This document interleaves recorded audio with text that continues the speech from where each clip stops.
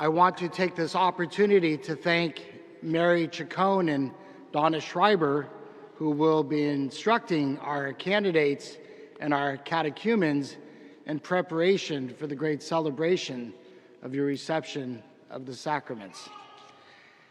It's not coincidental that as we gather together this morning to welcome you, our catechumens and candidates, we have a reflection from Matthew's gospel, which really strikes to the heart of our Christian discipleship.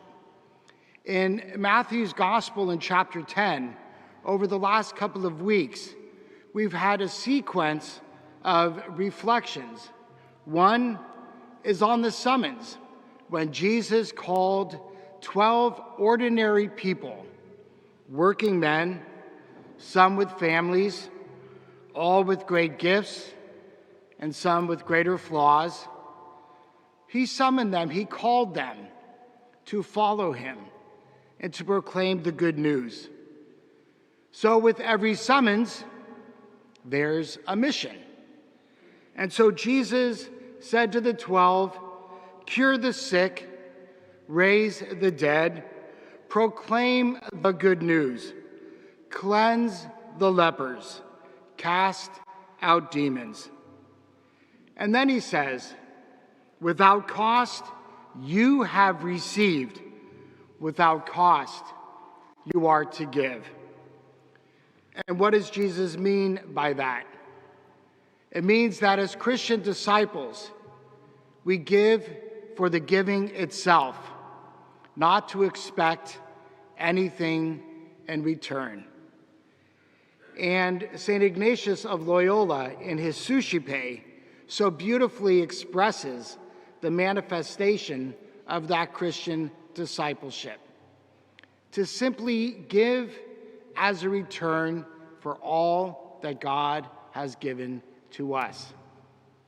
And if we live out of that reality, as challenging and as difficult as it is to do as human beings, especially in a culture that is saturated with consumerism, we really begin to know and to feel the heart of Jesus Christ. So summons, he calls them, then he gives them a mission. But then he also gives them a warning. He says, now you've been called, now you're going to go out, but it's not going to be easy. And in the Christian concept of this world, to give and to receive is not just a monetary or a physical thing, but it requires that we lose a sense of ourself. He says, I am sending you out like sheep into the midst of wolves. So be wise as serpents and innocent as doves. So the challenge for the disciples and for us is to be watchful, not to be naive, not to pretend that the reality is not there, but then also not to be cynical. There's a very fine line. And Jesus knows that about our nature.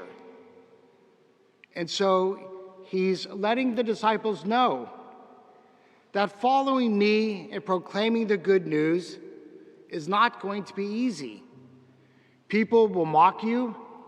People will reject you. People in our own families. People, as hard as this scandal is to believe, even in our own Catholic community, where when you proclaim the truth, people simply walk away because they don't want to hear it. But we can't become brokenhearted or disheartened. We just have to be aware. We have to be watchful. Not to become cynical, but also not to be naive. And what binds these elements of summons and mission and persecution together is having a sense of humility. Jesus says, a disciple is not above the teacher, nor slave above the master. It is enough for the disciple to be like the teacher and the slave to be like the master. And so, in that sense, Jesus is warning us against undue or blind ambition. But even deeper than that is, what is it that motivates us to be the student who follows, the disciple who listens to the teacher, or the slave, one who simply gives to the master? So humility helps to keep in check what it is that motivates us to do what it is we do. So summons, mission, persecution. And then in today's gospel, Jesus poses a very significant question. What do you fear? When we hear that phrase, we often situate it within the context of everyday life. What do we fear? We fear illness. We fear the loss of a job, the loss of our home. We fear the loss of our loved ones. And so there's definitely that element of fear that's sort of embedded kind of naturally into life. But fear in that respect really just refers to loss. But Jesus, as he always does, as the master and the teacher, goes even deeper than that. But what do you really fear?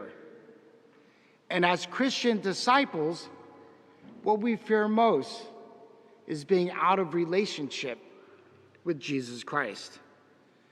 This past week, I had the opportunity with several of my brother priests here in the Archdiocese to be on retreat at Vallombrosa Center with Bishop Tom Daly, who served here as a deacon, was a priest of the Archdiocese for many years, and then became a bishop. And he was in the Diocese of San Jose as an auxiliary bishop, and now he is the Bishop of Spokane, Washington. And as with any retreat, it's a wonderful opportunity for some quiet, for some reflection. And the questions that he asked 8 questions, and 3 of them I want to highlight here. Will you lay down your life for me? Do we fear letting go of the things that we know keep us from having a genuine and deeper relationship with Jesus? Will you let everything go? Come and follow me. Do you want to leave? We know that in the early church, even with Jesus himself, many people walked away because it was difficult for them to accept the challenge to let go, and they simply walked away. We know in our own parish community and in the church at large, and in every aspect of life today, a lot of people don't stick it through. If there's a disagreement, or if we don't get our way, we simply walk away. That is not authentic Christian discipleship. That is being cowardly. It's being selfish. It's being narcissistic. So imagine, as the first disciples who stuck it out watched all those people walking away, there had to have been some heartache and serious asking of deep questions. Well, am I really strong enough to follow Jesus Christ? Well, no, none of us is. But that's where these elements of humility and surrender and motivation really come into play? Do we walk away, or do we serve as examples to others of what it means to stick it out, not for the sake of sticking it out, but as a personal witness, as a conviction that we are not here for ourselves. We are here first and last for Jesus Christ and for the salvation of souls. Do you want to leave?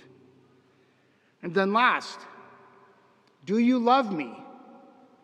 We put so many conditions on love, and love in many respects in this culture is sick and it's perverted.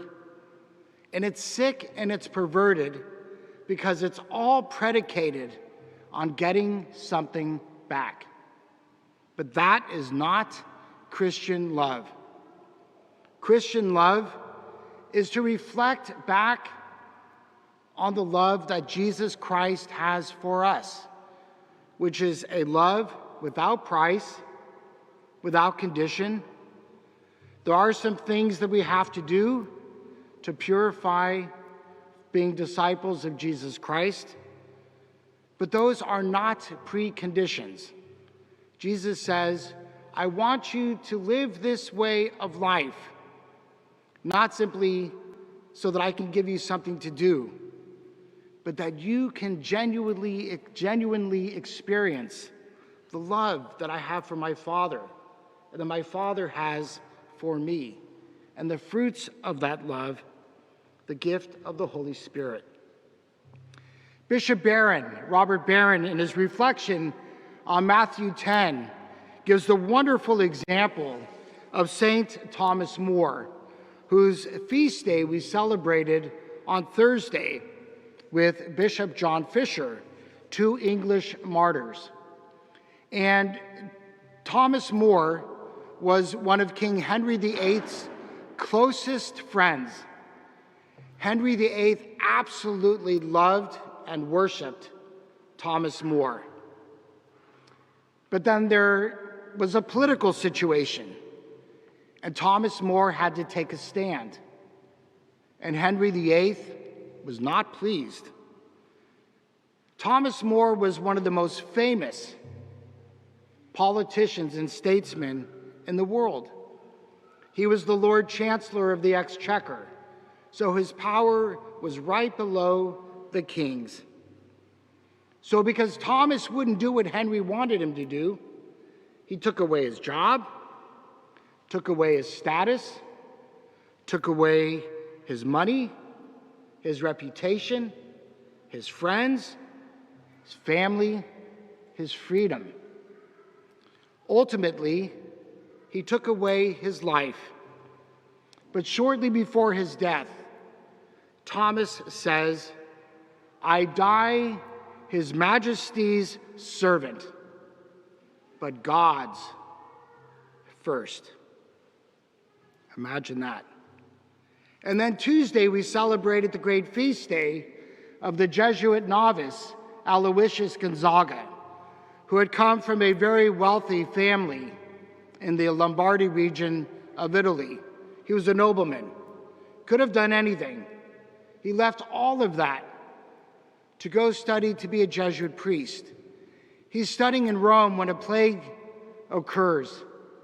And instead of hiding behind the walls of the novitiate, which I probably would have done, he was daring, he was bold. He went out and he took care of the sick. He took his mission seriously. And in following the cross, he lost his life at the age of 23. That is what it means to be a follower of Jesus Christ. Every generation, the context is different, but the summons is always the same. And how many of us today find it difficult to have conversations about faith and about family and about work and about commitment in a society where from the top down, we see so many contrary voices trying to drown us out. And I'm not saying that to be cynical, but it is the reality.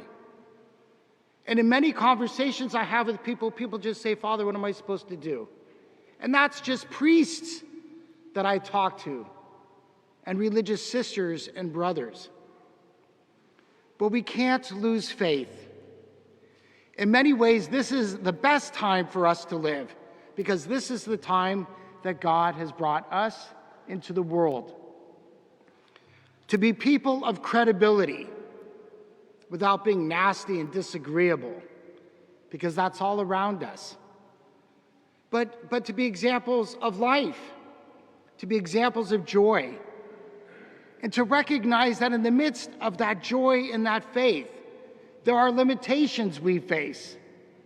But as a church and as Christian disciples, we've always faced limitations. Will you lay down your life for me? Will you be credible even when people are drowning you out?